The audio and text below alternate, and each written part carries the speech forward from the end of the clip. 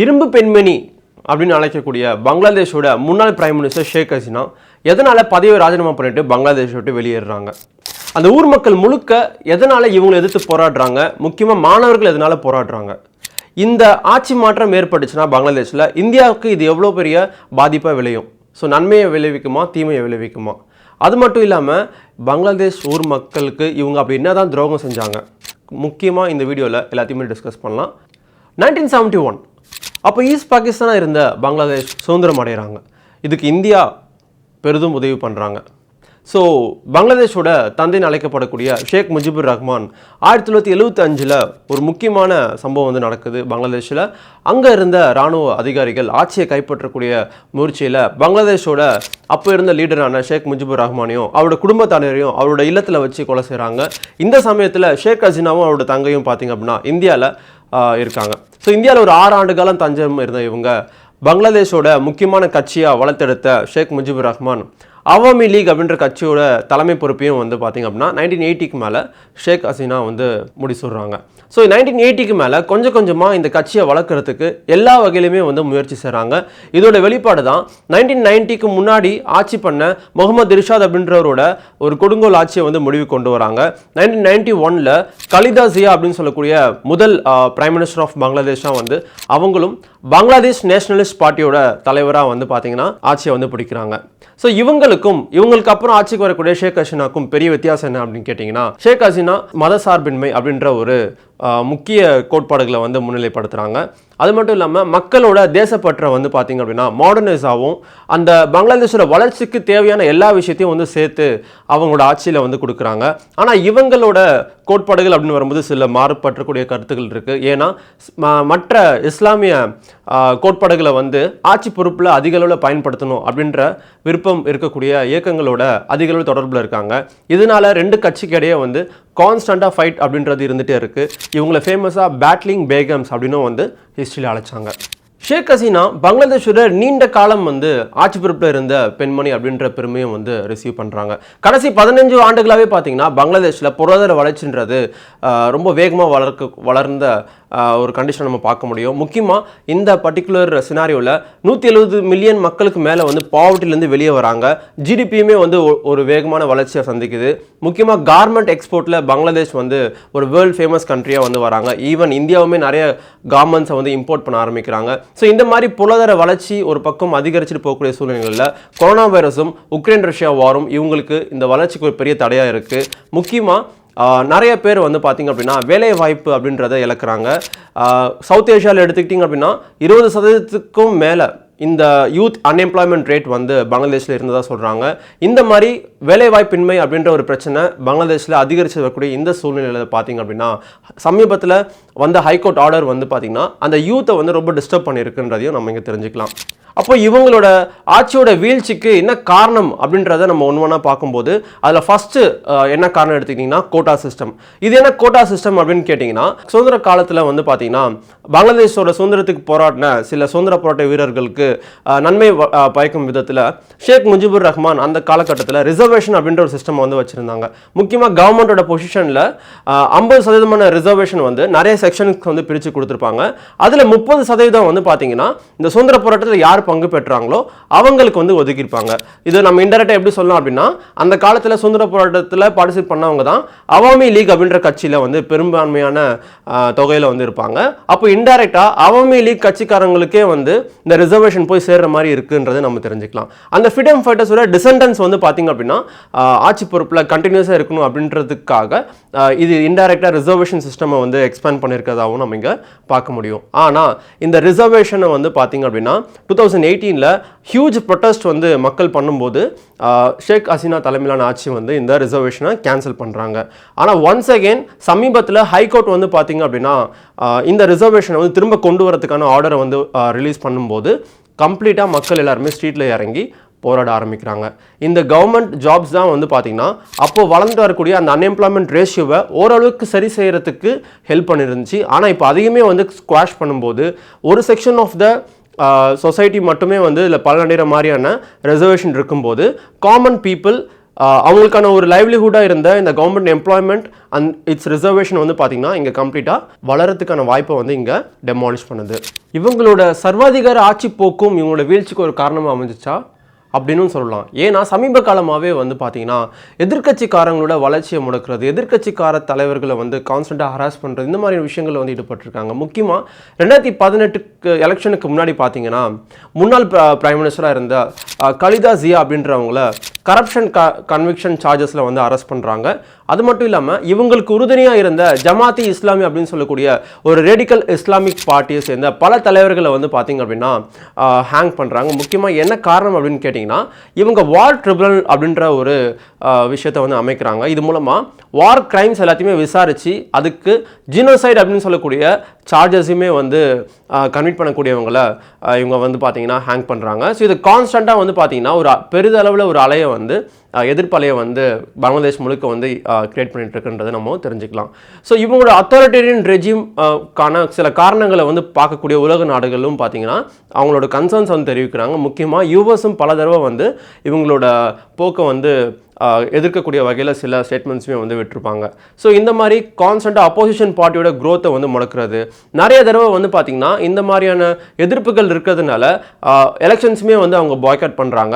இந்த வருஷம் ஜனவரி நடந்த எலெக்ஷன்லையும் பார்த்தீங்கன்னா எதிர்க்கட்சின்னு சொல்லக்கூடிய இந்த பங்களாதேஷ் நேஷனலிஸ்ட் பார்ட்டியை வந்து எலெக்ஷனை பாய்காட் பண்ணுறாங்க. ஸோ இந்த காரணங்கள் ஒரு பக்கம் வந்து வளர்ந்துட்டு வரும்போது எக்கனாமிக் சேலஞ்சஸும் அதிகமாகுது. ஏன்னா உக்ரைன் ரஷ்யா வார் ஆயில் ப்ரைஸுமே இன்க்ரீஸ் பண்ணுது. ஸோ அந்த ஊரில் கூடிய ஃபுட் ப்ரைஸுமே வந்து இன்க்ரீஸ் பண்ணுது. ஸோ இன்ஃப்ளேஷன் அப்படின்றதும் வந்து ஒரு பெரிய ஃபேக்டர் ப்ளே பண்ணுது. ஸோ இந்த மாதிரி காரணங்கள் இருக்கும்போது சில ப்ரொட்டஸ்ட் அப்படின்றது ஏற்படும் போது அப்போ இருக்கக்கூடிய தலைவர் அதை வந்து பார்த்தீங்க அப்படின்னா சால்வ் பண்ணுறதுக்கான ஸ்டெப்ஸை எடுக்காமல் ஒரு சீரியஸான ப்ரொட்டஸ்ட்டை வந்து பார்த்தீங்கன்னா இவங்க பெரிதளவில் வந்து பொருட்படுத்தாதது எல்லாருக்குமே வந்து ஒரு பெரிய அதிருப்தியை வந்து உருவாக்குது. அது மட்டும் இல்லாமல் அப்போசிஷன் பார்ட்டியும் இதில் ப்ரொட்டஸ்ட் பண்ணுவாங்கன்றதை வந்து அவங்க புரிஞ்சிக்கல. ஏன்னா அவங்களோட வலிமை அப்படின்றதும் இந்த ப்ரொட்டஸ்ட் வந்து நீண்ட நாள் நடந்ததுக்கு ஒரு பெரிய காரணமாக இருந்திருக்கு. ஸோ அதையுமே வந்து இவங்க மிஸ்கால்குலேட் பண்ணிட்டாங்க அப்படின்னு சொல்கிறாங்க.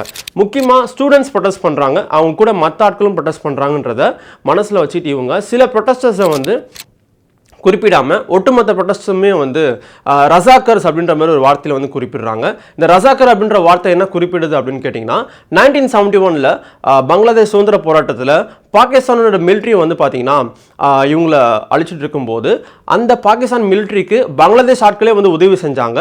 அவங்களை அக்யூஸ் பண்ணக்கூடிய விதத்தில் கூப்பிடக்கூடிய ஒரு வார்த்தை தான் ரசாக்கர் அப்படின்ற வார்த்தை. ஸோ அந்த மாதிரி அந்த ஊர் மக்கள் ப்ரொட்டஸ்ட் பண்ணக்கூடியவங்களே வந்து கூப்பிடும்போது இன்னும் ஒரு பெரிய அதிருப்தி வந்து அவங்களுக்குள்ள உண்டாகுது. சரி, எப்படியாவது வந்து இந்த போராட்டத்தை அடக்கிடலாம் அப்படின்னு சொல்லிட்டு ஒவ்வொரு ஆட்சியாளரும் பண்ணக்கூடிய ஒரு பெரிய தப்பு அதிக அளவில் ஃபோர்ஸஸை பயன்படுத்தி இந்த போராட்டத்தை அடக்கிறது தான். ஸோ அந்த மாதிரி இவங்க அடக்குமுறையை கையாளுறாங்கன்றதை நம்ம இங்கே பார்க்க முடிஞ்சிருக்கும். ஏன்னா ஆர்மியை பயன்படுத்தினாங்க. ஸோ அந்த ஊரில் அவாமி லீகோட கட்சிக்காரங்களே வந்து பயன்படுத்தி இந்த போராட்டத்தை அடக்கிறதுக்கு முயற்சியும் செய்கிறாங்க. இது வயலன்ஸ்லையுமே போய் முடியுது. ஸோ 200க்கும் மேற்பட்டவங்க இறந்து போகிறாங்க. இந்த இறப்புக்கு நீதி கேட்கும் வகையில் இன்னமும் போராட்டம் அப்படின்றது ஆகஸ்ட் 4 அன்னைக்கு வந்து அதிகரித்து தான் போகுதுன்றது தெரிஞ்சுக்கலாம். சரி, இவங்களோட முக்கியமான கோரிக்கை அப்படி என்ன இருக்குது அப்படின்னு கேட்டிங்கன்னா ஷேக் ஹசீனா ராஜினாமா பண்ணி இந்தியா விட்டு வெளியே போகணும் அப்படின்ற ஒரு கோரிக்கையை வந்து வலுப்பெற்றுட்டே வருது. இந்த ஃபர்ஸ்ட் ரவுண்ட் ஆஃப் ப்ரொட்டஸ்ட்க்கு அப்புறம் இவங்களோட ப்ரொட்டஸ்ட் கிடைச்ச ஒரு முக்கியமான வெற்றியாக அந்த பங்களாதேஷோட சுப்ரீம் கோர்ட் என்ன பண்ணுறாங்கன்னா ஃப்ரீடம் ஃபைட்டர்ஸோட டிசெண்டன்ஸ்க்கான ரிசர்வேஷனை 5% குறைக்கிறாங்க. சரி, இந்த ப்ரொட்டஸ்டர்ஸ்க்கு தேவைப்பட்ட விஷயம் கிடச்சிடுச்சு, இனிமே வந்து இந்த ரிசர்வேஷன் பற்றின பிரச்சனைகள் இருக்காதே, கோட்டா சிஸ்டம் முடிவுக்கு வருது அப்படின்னு வரும்போது பார்த்திங்க அப்படின்னா இந்த ப்ரொட்டஸ்ட் வந்து ஓயிற மாதிரி கிடையாது. So they are organising for a fresh new protest. ஏன்னா தேவர் டிமாண்டிங் எப்படியாவது ஷேக் ஹசீனாவை ராஜினாமா பண்ண வச்சு பங்களாதேஷ்லேருந்து வெளியேற்றணும் அப்படின்றதுல ரொம்ப பிடிவாதமாக இருக்காங்க. ஸோ இந்த பர்டிகுலர் ப்ரொட்டஸ்ட் வந்து நடந்துட்டு இருக்கக்கூடிய வெளிப்பாடாக பார்த்திங்க அப்படின்னா அந்த ஊரோட இராணுவ அதிகாரி ஸோ அவரும் என்ன சொல்லிடுறாரு அப்படின்னு கேட்டிங்கன்னா he was very strong that இனிமே வந்து ப்ரொட்டஸ்ட் அடக்கிறதுக்கு ஷேக் ஹசீனாவோட கமாண்டை ஃபாலோ பண்ணும் விதமாக ஃபோர்ஸை பயன்படுத்தி அடக்க முடியாதுன்னு சொல்லிடுறாங்க, திட்டவட்டமாக குறிப்பிட்டுறாங்க. ஸோ கர்ஃப்யூவை பங்களாதேஷ் முழுக்க இம்போஸ் பண்ண முடியாது அப்படின்னு வந்து சொல்லிடுறாங்க. இது ஷேக் ஹசீனாவோட பதவி மீது இருக்கக்கூடிய அதிருப்தியை வந்து வெளிப்படுத்துதுன்றதை நம்ம இங்கே கிளியராக தெரிஞ்சிக்க முடியும். ஸோ ஆகஸ்ட் 5 அன்னைக்கு ஊர் ப்ரொட்டஸ்ட் எல்லாருமே வந்து பார்த்திங்கன்னா ஷேக் ஹசீனாவோட ரெசிடென்ஸ் நோக்கி வரக்கூடிய அந்த தருணத்தில் வந்து Sheikh Hasina was forced to move out of the country. So பங்களாதேஷ்லேருந்து வெளியேறி அவங்க இந்தியாவுக்கு போகிறாங்க. ஸோ இந்த சமயத்தில் ஷேக் ஹசீனாவோட சன் சமீபத்தில் வந்து என்ன சொல்லியிருப்பாங்க அப்படின்னா, ஷேக் ஹசீனா வெளியேறும்போது அஃபிஷியலாக ஒரு பதவியை ராஜினாமா பண்ணக்கூடிய ஒரு ப்ரொசீஜரை ஃபாலோ பண்ணாமல் வெளியேறியிருப்பாங்க. ஸோ அப்போ அவங்க எப்போ வேணாலும் இவங்க பிரைம் மினிஸ்டரை ரிசீவ் பண்ண முடியும். கோர்ட்டில் வந்து கேஸ் போட்டாங்க அப்படின்னா இந்த அஃபிஷியல் ரிசைக்னேஷன் வந்து ஏற்படலை, இவங்க ரிசீவ் பண்ணிக்கலாம் பதவியை அப்படின்ற மாதிரியும் வந்து சூழ்நிலைகள் இருக்கலாம்ன்ற மாதிரி குறிப்பிட்றாங்க. இது எந்த அளவுக்கு சாத்தியம் அப்படின்றத நம்ம காலப்போக்கில் நடக்கக்கூடிய ஈவெண்ட்ஸ் வச்சு நம்ம ஃபாலோ பண்ணிக்கலாம். சரி, இப்போ பிரைம் மினிஸ்டர் அப்படின்றவங்க இல்லை. ஸோ ஒரு இன்டரம் கவர்மெண்ட் வந்து ஃபார்ம் பண்ணுறதுக்கு அந்த ஊர் ராணுவம் வந்து முயற்சி செய்கிறாங்க. ஸோ அந்த முயற்சியில் தான் பார்த்தீங்க அப்படின்னா இந்த ப்ரொட்டஸ்டர்ஸோட டிமாண்டை ஏற்கக்கூடிய வகையிலேயே ஸோ முன்னாள் நோபல் லாரெட் முகமது யூனுஸ் அவரை வந்து பதவியில் வந்து அமர வைக்கிறாங்க.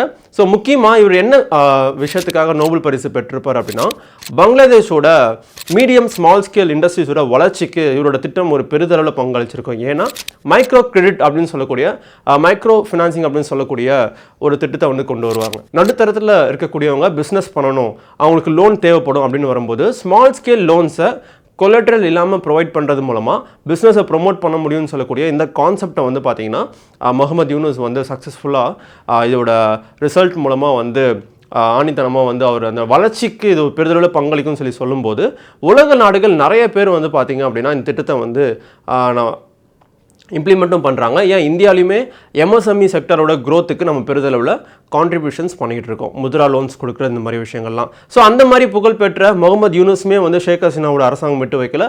ஸோ 200க்கும் மேற்பட்ட கேசஸில் வந்து முகமது யூனுஸ் மேலே வந்து சுமத்தப்பட்டிருக்கு, நிறைய தடவை அரெஸ்ட்டும் பண்ணப்பட்டிருக்காருன்றதை தெரிஞ்சுக்கலாம்.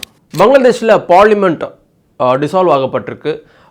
பங்களாதேஷ் நேஷனலிஸ்ட் பார்ட்டி சொல்லக்கூடிய அப்போ இருந்த பெரும்பான்மையான எதிர்க்கட்சி தலைவர் கலிதா ஜியா அவங்க என்ன பண்ணியிருக்காங்கன்னா 3 monthsக்குள்ளே ஃப்ரெஷ் எலெக்ஷன்ஸ் கண்டக்ட் பண்ணுன்ற கோரிக்கையை முன்னிலை வச்சிருக்காங்க. ஸோ இந்த இடத்துல ஷேக் ஹசீனா மட்டும்தான் பங்களாதேஷ் வெளியே போனாங்க. இன்னும் அவாமி லீக் அப்படின்னு சொல்லக்கூடிய இவங்களோட கட்சி பங்களாதேஷில் தான் இருக்குது. காலப்போக்கில் இந்த பிரச்சனைகள்லாம் சால்வ் ஆனதுக்கப்புறம் அந்த கட்சி திரும்பவும் வந்து எலெக்ஷனில் பார்ட்டிசிபேட் பண்ணி ஆட்சியை பிடிக்கிறதுக்கான வாய்ப்புகளும் வந்து அதிக அளவில் இருக்குன்றதை தெரிஞ்சுக்கலாம். சரி, சவுத் ஏஷியாவில் பங்களாதேஷ் தான் ஃபர்ஸ்ட் டைமாக இந்த மாதிரியான ஒரு பிரச்சனையை ஃபேஸ் பண்ணுறாங்களா அப்படின்னு கேட்டிங்கன்னா கிடையாது. ஸ்ரீலங்காலையும் பார்த்தீங்க அப்படின்னா கோத்தபய ராஜபக்ஷா, ஸோ ராஜபக்ஷா பிரதர்ஸ் அப்படின்னு சொல்லக்கூடிய இவங்களோட ஆட்சியிலுமே வந்து மக்கள் அவங்களுக்கு எதிராக போராடி அவங்கள நாட்டு விட்டு வெளியே துரத்திருப்பாங்க. ஏன்னா அந்த அளவுக்கு பொருளாதார வீழ்ச்சி வந்து அந்த நாடு சந்திக்கும். ஸோ அதுக்கப்புறம் ஃபார்ம் ஆன நியூ கவர்மெண்ட் வந்து பார்த்தீங்க அப்படின்னா ஒரு இன்டரம் கவர்மெண்ட் வந்து பார்த்தீங்கன்னா ஓரளவுக்கு இப்போது சூழ்நிலைகளை வந்து கைக்குள்ள வச்சுருக்காங்க. ஆனால் இன்னமும் அங்கே பொருளாதார பிரச்சனை இருந்துட்டு தான் இருக்குது. They're actually receiving fund or loan from the international monetary fund. பங்களாதேஷும் இந்த ஐஎம்எஃப் கிட்ட இருந்து லோன்ஸை வந்து வாங்கியிருப்பாங்க பொருளாதார நிலையை சீர்படுத்துறதுக்காக. இதே மாதிரி தான் யூஎஸ் படைகளும் நேட்டோ படைகளும் ஆப்கானிஸ்தானில் இருக்கும்போது அங்கே டெமோக்ராட்டிக் செட்டப்பில் பிரசிடென்ட் வந்து ஆட்சி பண்ணிட்டு வந்தாங்க ஆப்கானிஸ்தானை. ஸோ இவங்களோட வாபஸ் நேட்டோவும் யூஎஸ் படைகளும் ஆப்கானிஸ்தான்லேருந்து வெளியே வரும்போது அங்கே தாலிபானோட ஆட்சி கைப்பற்றுதல் வந்து நடந்திருக்கும். அங்கே கூடிய பிரசிடென்ட்டும் நாட்டை விட்டு வெளியே போயிருப்பாங்க. இந்த மாதிரி பல விஷயங்கள் வந்து நம்ம சவுத் ஏஷியாவில் நடந்துகிட்ருக்கு. முக்கியமாக பங்களாதேஷுக்கு பக்கத்தில் இருக்கக்கூடிய மியான்மர்லேயும் பார்த்திங்க அப்படின்னா ஆங் சான் சூக்கியோட தலைமையிலான டெமோக்ராட்டிக் கவர்மெண்ட்டை வந்து அந்த ஊர் இராணுவம் வந்து டிஸ்மிஸ் பண்ணி அவங்கள ஹவுஸ் அரெஸ்ட் பண்ணி வச்சுருப்பாங்க. ஸோ இப்போது அங்கேயும் இராணுவ ஆட்சி தான் போயிட்டுருக்கு. இப்போ இந்தியாவை சுற்றி பார்த்திங்க அப்படின்னா இந்த மாதிரி ஒரு சூழ்நிலைகள் வந்து ஏற்படும் போது ஸோ இது இந்தியாவுக்கு எப்படி ஒரு பெரிய சேலஞ்சாக வந்து ஃப்யூச்சரில் ஏற்படலாம். ஏற்கனவே பங்களாதேஷும் இந்தியாவும் ஒரு நல்ல ஒற்றுமை நாடாக வந்து பார்த்திங்கன்னா உறவை மேம்படுத்தி வச்சுருக்காங்க. அதில் பெரிதளவு பார்த்திங்க அப்படின்னா ஷேக் ஹசீனாவோட தலைமையிலான அரசாங்கம் இந்தியாவோட தொடர்பில் ரொம்ப அளவு வந்து பார்த்திங்கன்னா ஈடுபட்டு இருக்காங்க. ஸோ சைனா எப்பயாவது சூழ்நிலைகள் கிடைக்குமா, பங்களாதேஷோட ஆதிக்கத்தை வந்து நம்ம செலுத்துறதுக்கான வாய்ப்புகள் ஏற்படுத்த முடியுமா த்ரூ அதிக அளவில் பொருளாதார சப்போர்ட் மூலமாக, லைக் இன்வெஸ்ட்மெண்ட்ஸ் மூலமாக. ஸோ சைனாவோட ஒரு முக்கியமான பாலிசி என்ன அப்படின்னு கேட்டிங்கன்னா அதிக அளவில் லோனை கொடுத்து அந்த லோனை கட்ட வைக்க முடியாத சூழ்நிலைகளுக்கு அந்த நாடு தள்ளப்படும் போது ஸோ டெப்ட் ட்ராப் அப்படின்னு சொல்லக்கூடிய ஒரு யுக்தியை பயன்படுத்தி அந்த நாட்டை இன்டைரக்டாக வந்து கண்ட்ரோல் பண்ணுறதுக்கான ஏற்ற வியூகங்களை வந்து வீச்சிட்டு வராங்க. இந்த வலையில் கொஞ்சம் கொஞ்சமாக வந்து ஸ்ரீலங்கா விழுந்திருக்காங்க. ஸோ மால்டீவ்ஸும் வந்து பார்த்திங்கன்னா சமீபத்தில் இந்த கவர்மெண்ட் சேஞ்சுக்கு அப்புறம் நியூலி எலெக்டட் மியூசாவோட கவர்மெண்ட் வந்து பார்த்திங்கன்னா சைனாக்கு அதிக அளவு ஆதரவு தெரிவிச்சிட்டு இருக்காங்க. ஸோ இந்த மாதிரி நாளைக்கு காலப்போக்கில் பங்களாதேஷில் புது ஆட்சி அமைஞ்சாலும் அவங்க சைனாக்கு சார்பாக போகும்போது இது இந்தியாவுக்கு நிறைய பின்னடைவு வந்து ஏற்படுத்தும். ஸோ நம்ம அதிக அளவில் வர்த்தக தொடர்பு வந்து வச்சுருக்கோம். நம்மளும் எக்ஸ்போர்ட் பண்ணுறோம், அவங்களும் நம்மளுக்கு எக்ஸ்போர்ட் பண்ணுறாங்க. 2023 ஃப்ரீ ட்ரேட் அக்ரிமெண்ட் நெகோசியேஷனை நம்ம தொடங்கணும். இது மூலமாக குறைஞ்சபட்ச டேக்ஸ் மூலமாக வந்து பார்த்திங்கன்னா அதிக அளவில் நம்ம பொருளை வந்து ஏற்றுமதி இறக்குமதி பண்ணிக்க முடியும். இது 2 நாட்டோட வர்த்தக தொடர்புக்கு ஒரு பெரிதளவில் பங்காற்றும்.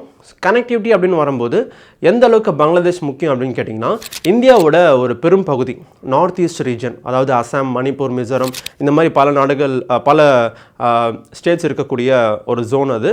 ஸோ அந்த ஜோனையும் மெயின்லேண்ட் ஆஃப் இந்தியாவையும் கனெக்ட் பண்ணுறதுன்னு பார்த்திங்கன்னா ஒரு நேரோ காரிடர், அதை வந்து சிலிகுரி காரிடர் சொல்லுவாங்க. ஃபேமஸாக சிக்கன் நெக் காரிடர் அப்படின்னு சொல்லுவாங்க. இதோட வைடே பார்த்திங்க அப்படின்னா 22 கிலோமீட்டர் தான். ஸோ சமீபமாக சில வருஷங்களுக்கு முன்னாடி பார்த்தீங்கன்னா சைனா வந்து இங்கே டோக்லாம் அப்படின்ற ஒரு பகுதியில் படைகளை குவிச்சு என்ன பண்ணாங்கன்னா ஒரு த்ரெட்டை வந்து கிரியேட் பண்ணாங்க இந்தியாவுக்கு. ஏன்னா டோக்லாம்ன்றது சிலிகுரி காரிடருக்கு மேலே இருக்கக்கூடிய ஒரு பகுதி. சப்போஸ் அங்கே படை குவிக்கிறது மூலமாக ஃப்யூச்சரில் இந்த காரிடரை கட் பண்ணிட்டாங்க அப்படின்னா ஸோ இந்தியாவுக்கும் நார்த் ஈஸ்ட்டுக்கும் ஆக்சஸே இல்லாமல் போயிடும். சைனா தன்னோட படை மூலமாக அதை ஆக்குபை பண்ணி வைக்கிறதுக்கான சூழ்நிலைகளும் நிறையா இருக்குது. ஸோ இது எப்படியாவது வந்து நம்ம சரி செய்யணும் அப்படின்னு சொல்லிட்டு தான் சமீப வருஷங்களாகவே பங்களாதேஷோட நம்ம வர்த்தக தொடர்பை வந்து அதிகரிச்சிருக்கோம். கனெக்டிவிட்டி சம்மந்தமான விஷயங்களும் அதிகரிச்சிருக்கோம். ரெயில் அண்ட் ரோட் கனெக்டிவிட்டியை இன்க்ரீஸ் பண்ணுறது. ஸோ இந்த கொல்கட்டாவிலேருந்து பார்த்திங்கன்னா பங்களாதேஷ் வழியாக நார்த் ஈஸ்ட்டை சென்றடைகிற வரைக்கும் வந்து பார்த்திங்க அப்படின்னா நம்ம கனெக்டிவிட்டியை எக்ஸ்பாண்ட் பண்ணிகிட்ருக்கோம். ஸோ இந்த காரிடர் வழியாக தான் போக முடியும் அப்படின்றது இல்லாமல் பங்களாதேஷ் வழியாகவும் மக்களோட ஆக்சஸ் வந்து பார்த்திங்கன்னா நார்த் ஈஸ்ட்டுக்கும் இந்தியாவுக்கும் ஏற்படுத்துறதுக்கான எல்லா விஷயங்களையும் நம்ம செஞ்சுக்கிட்டு வரோம். முக்கியமாக இந்த கார்கோ, அதாவது நார்த் ஈஸ்ட்டுக்கு தேவைப்படக்கூடிய அத்தியாவசிய பொருட்கள், இந்த கார்கோ சப்ளையுமே வந்து பார்த்திங்கன்னா பங்களாதேஷோட சிட்டகாங் மோங்லா போர்ட் மூலமாக வந்து நார்த் ஈஸ்ட்டுக்கு கொண்டு போகிறதுக்கும் வந்து நம்ம ஸ்டெப்ஸை வந்து எடுத்துக்கிட்டு இருக்கோம். ஸோ இந்த ஆட்சி மாற்றத்தில் இந்தியாவுக்கு பின்னடைவு ஏற்பட்டுச்சு அப்படின்னா இந்தியாவோட முக்கியமான ஃபாரின் பாலிசியாக இருக்கக்கூடிய ஆக்ட் ஈஸ்ட் பாலிசி இந்த இடத்துல வந்து பெரிதளவில் பின்னடைவு ஏற்படும். ஏன்னா நார்த் ஈஸ்ட்டை வச்சு தான் மியான்மர், வியட்நாம் போன்ற சவுத் ஈஸ்ட் ஏஷியன் கண்ட்ரீஸை இந்தியா கனெக்ட் பண்ணுறதுக்கு ஸ்டெப் எடுத்துகிட்டு இருக்காங்க. ஸோ அந்த பாலிசிலையுமே வந்து பெரிய பின்னடைவு இதில் வந்து ஏற்படும்ன்றதை தெரிஞ்சுக்கலாம். இந்தியாவோட இன்னொரு முக்கியமான foreign policy neighbourhood first policy. So இந்த நெய்பர்ஹுட் ஃபர்ஸ்ட் பாலிசியுமே வந்து ஆட்சி மாற்றத்தினால பெரிதளவில் பாதிக்கிறதுக்கான சூழ்நிலைகளும் இங்கே ஏற்பட்டிருக்கு. இப்போ அடுத்த ஃப்ரெஷ் எலெக்ஷன்ஸ் பங்களாதேஷில் கண்டக்ட் பண்ணி நாளைக்கு ஒரு புது ஆட்சி அங்கே அமையும் போது இந்தியாவோட இன்ட்ரெஸ்ட்டுக்கு அவங்க இணங்கி செயல்பட்டாங்க அப்படின்னா இது இந்தியா பங்களாதேஷோட உறவுக்கு வந்து ஒரு பெரிய வலிமையை வந்து சேர்க்கும். இல்லை அப்படின்னா நாளைக்கு பாகிஸ்தானும் சைனாவும் சேர்ந்து பங்களாதேஷில் இன்டர்னல் பாலிடிக்ஸை வந்து தனக்கு சாதகமாக பயன்படுத்தி இந்தியாவோட ரிலேஷன்ஷிப்பை துண்டிக்கிறதுக்கான எல்லா சூழ்நிலைகளும் வந்து அவங்க ஏற்படுறதுக்கான வாய்ப்பு நிறையா இருக்குது.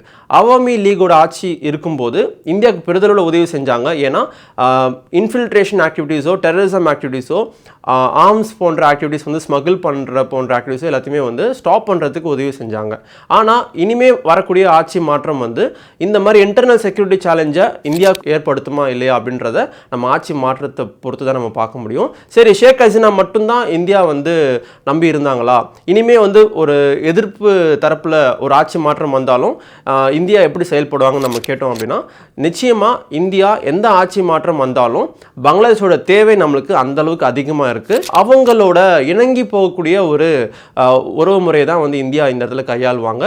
ஏன்னா இங்கே நம்ம நெய்பர் கண்ட்ரியை நம்ம சின்னதான ஒரு மனஸ்தாபத்தோட நம்ம செயல்பட்டோம் அப்படின்னா நிச்சயமாக நாளைக்கு அவங்க சைனா பக்கமோ இல்லை பாகிஸ்தானோட இன்ஃப்ளூயன்ஸில் அதிகமாக வந்து செயல்படுவ வாய்ப்புகள் அதிகமாக இருக்குது. டெமோக்ரஸி மாறி நாளைக்கு அத்தாரிட்டேரியன் ரூலும் வந்து ஏற்படுறதுக்கான வாய்ப்புகளும் அதிகமாக இருக்குது. ஸோ அப்போது ஆட்சி மாற்றம் மாறினாலும் இந்தியாவோட உபசரிப்பு பங்களாதேஷ்க்கு எப்போவுமே வந்து பாசிட்டிவாக தான் இருக்கும். ஸோ அந்த ஒரு புரிதலோட அடுத்தடுத்து வரக்கூடிய நிகழ்வுகளை நம்ம ஃபாலோ பண்ணிட்டே வருவோம். ஸோ இது போல் உலகத்தில் வேறு எதுவும் இன்ட்ரெஸ்டிங்கான இஷ்யூஸ் வந்து போயிட்டு இருந்துச்சுன்னா நம்ம அடுத்தடுத்த வீடியோவில் அதை பற்றி டீட்டெயிலாக பார்க்கலாம். ஸோ இப்போ நான் இந்த வீடியோ கன்க்ளூட் பண்ணுறேன். So thank you all, stay tuned.